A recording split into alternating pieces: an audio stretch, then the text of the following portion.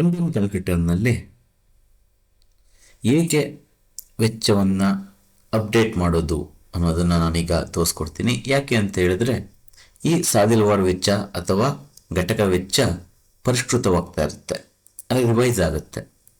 ಅದನ್ನು ಯಾವ ಡೇಟಿಂದ ರಿವೈಸ್ ಆಗುತ್ತೋ ಅಲ್ಲಿಂದ ಹೇಗೆ ನಾವು ಅಪ್ಡೇಟ್ ಮಾಡೋದು ಅನ್ನೋದನ್ನು ನಾನೀಗ ತೋರಿಸ್ಕೊಡ್ತೀನಿ.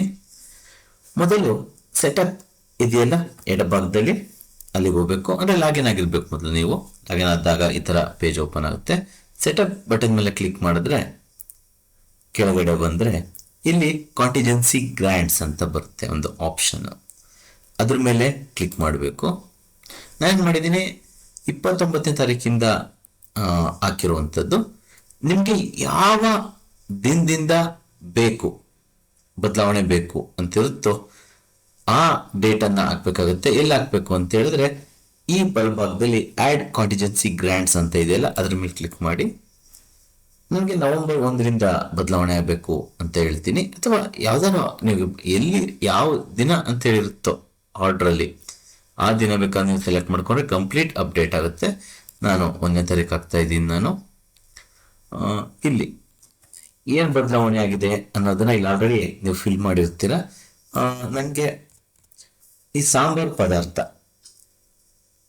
ಎಷ್ಟು ಬದಲಾವಣೆ ಆಗಿದೆ ಅಂತ ನಾನೇನು ಮಾಡ್ತೀನಿ ಹಾಕ್ತಾ ಇದ್ದೀನಿ.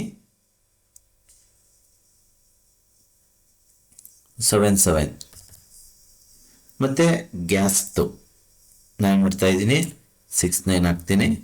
ಅಂದರೆ ಬದಲಾವಣೆ ಒಳಪಟ್ಟಂಥವು ಮಾತ್ರ. ಅಲ್ಲಿ ಇದು 70 ಪೈಸೆ ಬದಲಾವಣೆ ಆಗಿದೆ ಅಂತೇಳಿ. ಇನ್ಮೇ ಯಾವುದು ಬದಲಾವಣೆ ಆಗಿಲ್ಲ. ನಿಮ್ಗೆ ಯಾವುದು ಬದಲಾವಣೆ ಆಗಿರುತ್ತೋ ಅದು ಮಾತ್ರ ಚೇಂಜಸ್ ಮಾಡಿ. ಗ್ಯಾಸ್ 69. ಸಾಯಿಲ್ ಕಮ್ಮಿ ಮಾಡೋಣ, ಸ್ವಲ್ಪ ಕಮ್ಮಿ ಮಾಡಿದ್ದಾರೆ ಅಲ್ಲಿ. 77. ತರಕಾರಿ 2.7. ಓಕೆ, ನೆಕ್ಸ್ಟ್ ಅಪ್ಡೇಟ್ ನೋಡಿ. ಇಂಪಾರ್ಟೆಂಟ್ ಏನಪ್ಪ ಅಂದರೆ ಡೇಟು. ನಾನು ನವಂಬರಿಂದ ಶುರು ಮಾಡಿದ್ದೀನಿ. ಈ ದಿನಾಂಕದಿಂದ ಏನಾಗುತ್ತೆ, ಹೊಸ ಏನು ಅಪ್ಡೇಟ್ ಮಾಡಿರ್ತೀರೋ ಈ ಘಟಕ ವೆಚ್ಚವನ್ನು ಅದ್ರ ಪ್ರಕಾರ ಇದು ಕ್ಯಾಲ್ಕುಲೇಟ್ ಮಾಡುತ್ತೆ.